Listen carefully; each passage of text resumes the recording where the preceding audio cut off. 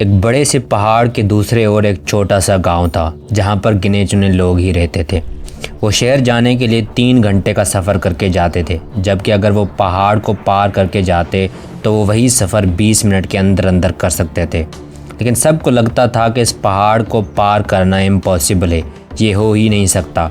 लेकिन एक आदमी को अचानक ख्याल आया कि मैं रोज़ रोज़ 3 घंटे का सफ़र करके अपना टाइम वेस्ट नहीं करना चाहता। उसको एहसास हुआ कि मैं इजी सफ़र को चूज़ करने के बदले डेली अपने 6 घंटे वेस्ट करता हूँ, 3 घंटे आने के लिए और 3 घंटे जाने के लिए। उसने कैलकुलेट किया कि ये 6 घंटे में किसी काम में इन्वेस्ट करके अपनी फैमिली के लिए अच्छा खासा पैसा कमा सकता हूँ। इसलिए उसने डिसाइड किया कि मुझे इस पहाड़ के थ्रू ही शहर जाना पड़ेगा। उसने नेक्स्ट दिन से पहाड़ पर चढ़ने की कोशिश शुरू कर दी। पूरा एक दिन उसने कोशिश की, लेकिन वो नहीं चढ़ सका।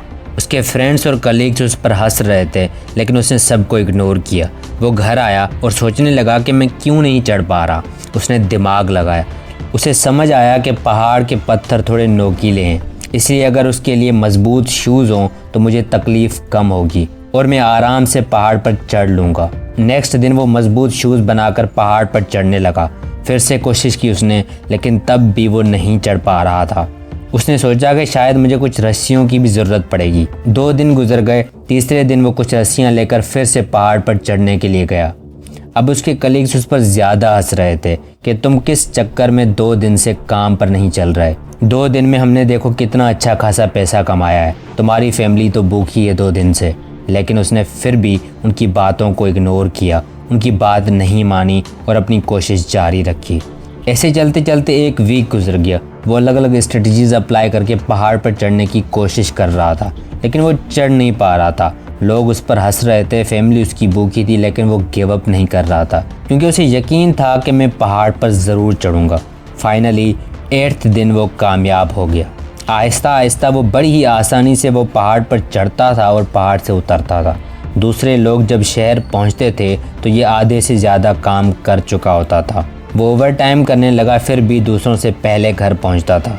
इससे हुआ क्या कि वो दूसरों से ज़्यादा कमाता भी था और अपनी फैमिली को ज़्यादा टाइम भी देता था। इस कहानी से हमें 3 लेसन्स मिलते हैं। सबसे पहला लेसन, लोगों को जब चीज़ें समझ नहीं आती तो वो उसे गलत समझते हैं और आपके ऊपर तंज करते हैं, आपको बेवकूफ़ कहते हैं। लेकिन जब तक आपको अपने आप पर यकीन है, अपने फ़ैसलों पर यकीन है, तब तक आपको कामयाब होने से कोई नहीं रोक सकता। जब आप कामयाब हो जाते हो तो वही लोग आपकी तारीफ़ करते हैं, आपकी सक्सेस का क्रेडिट लेते हैं। दूसरी, जब आप मेहनत के फेज़ में होते हैं तो आपके हालात कुछ टाइम तक ज़्यादा मुश्किल हो जाते हैं। हो सकता है कि तुम्हारे डिसीजन की वजह से तुम्हारी फैमिली भी मुश्किलों का सामना करे, लेकिन अगर तुम सब्र करते हो, कोशिश करते रहते हो, हार नहीं मानते और कामयाब हो जाते हो तो तुम्हारी और तुम्हारी फैमिली दोनों की लाइफ स्टेबल हो जाती है।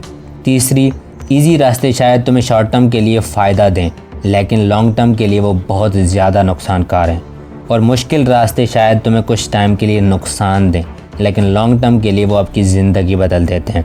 लेस ब्राउन ने अपनी एक स्पीच में कहा था, if you do what is easy your life will be hard, if you do what is hard your life will be easy.